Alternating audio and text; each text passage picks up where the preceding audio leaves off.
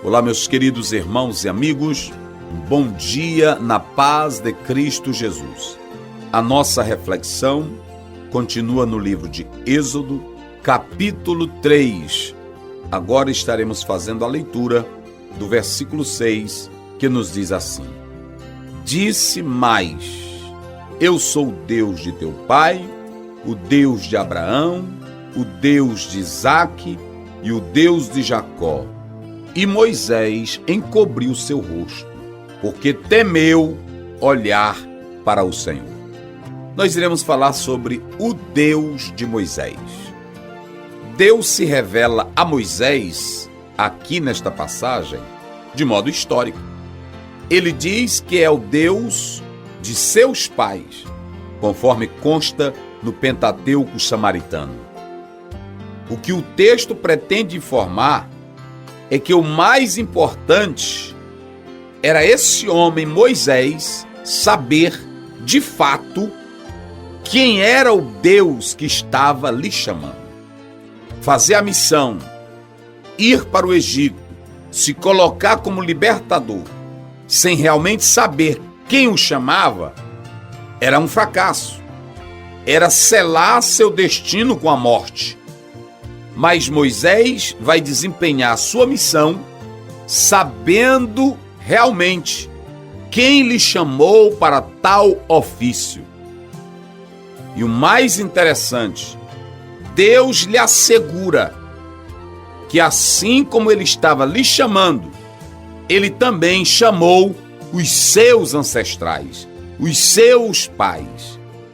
Assim como Deus foi com os seus pais, agora também ele seria com Moisés. Como Moisés seria o homem que iria levar avante o programa divino, ao se apresentar ao povo, ele não iria falar de um Deus novo, mas daquele que outrora trabalhou por meio dos seus pais. Como é lindo a religião judaica, o cristianismo. Você vê aqui um processo histórico na formação do povo de Deus. A Bíblia diz em Mateus 22, Eu sou o Deus de Abraão, o Deus de Isaque, o Deus de Jacó. O nosso Deus não é Deus dos mortos, mas sim dos vivos. Veja esse processo dialético na própria contextura bíblica. Não há nada novo, não é um Deus que apresenta-se aqui, fica velho, fica novo, depois ele surge outra vez. Como muitos seguidores que se propõem a ser representante de uma nova religião, de um novo movimento espiritual. Sempre ele se apresenta com algo novo. Aqui não. Deus se apresenta para Moisés como o mesmo. E está escrito em Hebreus 13:8, ele é o mesmo ontem, hoje e para sempre. A palavra do Senhor diz claramente, eu sou o Senhor e não mudo. Então Deus não tem novidade para Moisés. A novidade que ele tem é, eu sou o Deus dos teus pais. É isso que ele está dizendo.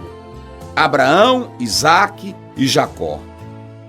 Nós podemos analisar, queridos, que Deus se apresentou para Moisés como Deus dos seus pais.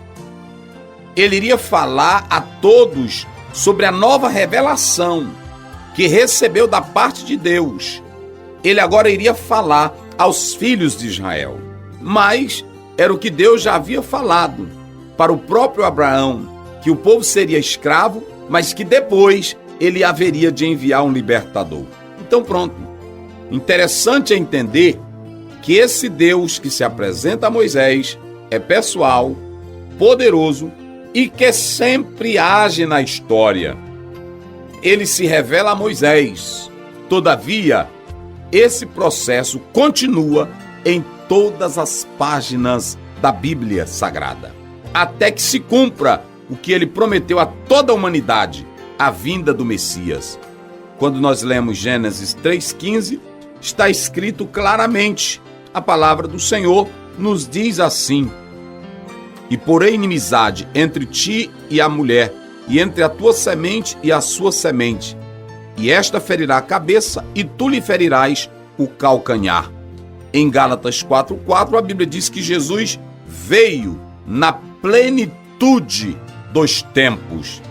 De maneira que nós entendemos aqui que o próprio Deus que falou com Moisés, ele está tendo um cumprimento profético. E de Gênesis ao Apocalipse, nós temos esse mesmo processo.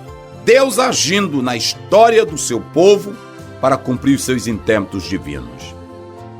É bem verdade, queridos, que a revelação de Deus para Moisés estava ligada às promessas feitas aos seus pais.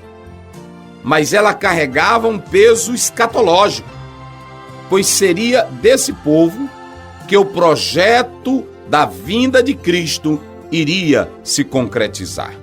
Imagine se o faraó tivesse conseguido extinguir toda a nação judaica, todo o povo de Deus. De onde o Messias haveria de nascer? Se ele deveria ter origem judaica. Se o próprio Jesus disse à mulher samaritana no capítulo 4 que a salvação vem dos judeus. Deus preservou Israel ao longo do seu processo histórico, da sua existência, a fim de que todo o seu projeto fosse levado a efeito. O relacionamento de Deus com Israel e com a igreja envolve esses dois povos, fazendo depois em apenas um povo, que é o novo Israel, a nova igreja, a comunidade de santos. Por exemplo, quando você lê Efésios 2, a Bíblia diz que de vários ele fez um, derribou a parede da separação. Portanto, Israel estava envolvido nesse processo histórico.